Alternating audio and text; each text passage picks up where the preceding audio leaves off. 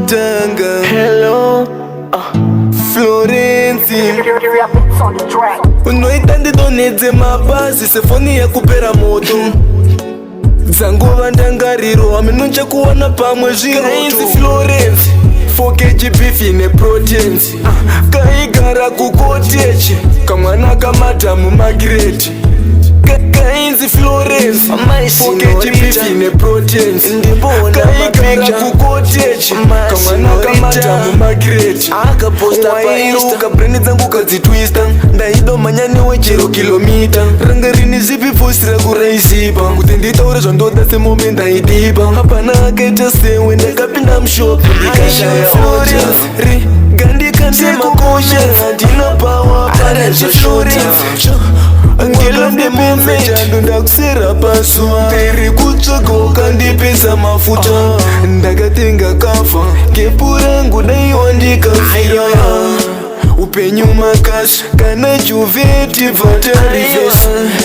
andisi kutamba kunga dance group yeiyasha ndakusarudza minu uchandiketa dirira nziyo ndanyora seleta Florenzi ndoimba futi kuti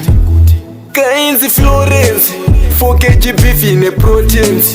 kaigara kukotechi kamwana kamadamu magireti kainzi Florence 4kg beef ine proteins kaigara kukotechi kamwana kamadamu magireti handina monasi ndoda kukurakidza hama wakadziya unge munoziye sama zvidhina ndakatsvaga dakuvaka ukama uri namba 1 nainidaiwa kugana handisina muridzi ndiwe ona hauna kumira po ucharongeroiko ndakaringa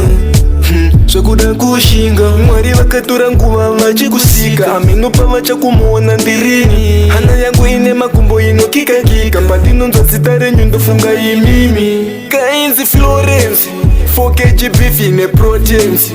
kaigara kukotechi kamwana kamadamu magireti kainzi Florence 4kg beef ine proteins kaigara kukotechi kamwana kamadamu magireti akaposta pa Insta